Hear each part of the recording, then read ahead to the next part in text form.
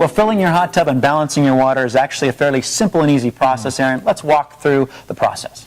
Well, Scott, the best way to get started is to fill your hot tub using a clean screen pre-filter. It's just a great tool to have on hand. To keep it simple, it just takes things out of the water. We prefer not be there. I love it. So basically what you're saying is this cleans the water before it ever hits the hot tub itself. Love it. Great idea. By the way, what's next?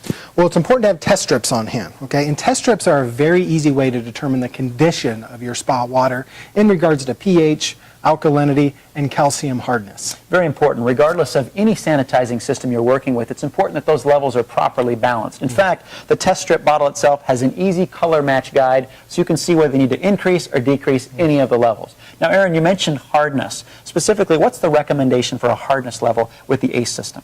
Hardness levels for ACE owners need to fall between 25 and 75 parts per million, with that perfect target being 50. And again, that optimizes the performance of the cell itself. Now, what if my testing level shows that it's higher than that optimal level? What do I do? We've got a great solution for that, Scott. It's called Vanishing Act. Okay? And again, like the test strips, a very easy product to use, and this will actually lower the hardness levels in your hot tub water. Perfect. So once we've balanced pH, alkalinity, and made sure the hardness is appropriate, we're off to adding salt. Now, this isn't a science experiment. I don't have to be Dr. Science here. Scott, I think they considered me when making these directions because there's no math involved. Okay, tell us how we figure out how much we put in.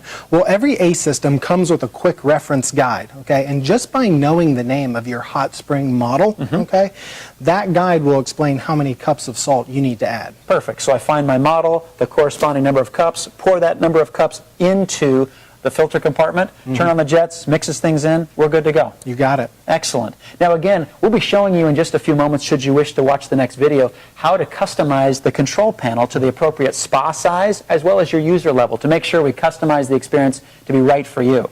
But before we go there, Aaron, let's talk about that first 24-hour period after you've made these adjustments. Yep, it's important that owners understand that the teardrop icon on the control panel will likely be blinking this entire time. And again, there's nothing to be concerned about. It's actually the process of warming up or breaking in, and what you'll find after 24 hours, the system will be fully engaged. Now, Aaron, there's also a couple things to think about, and that is your set temperature, to make sure that it's at least 100 degrees or higher, because that's the optimal level to get this system moving. Now, Aaron, let's face it, not a lot of customers want to wait 24 hours. Good point, Scott. And taking that in consideration, you'll notice that the owner's manual recommends that you increase the chlorine level to 3 to 5 parts per million just by using granular chlorine. It's simple to do and allows you to get in right away. Well, with that, we'll take a look now at how to set the controls.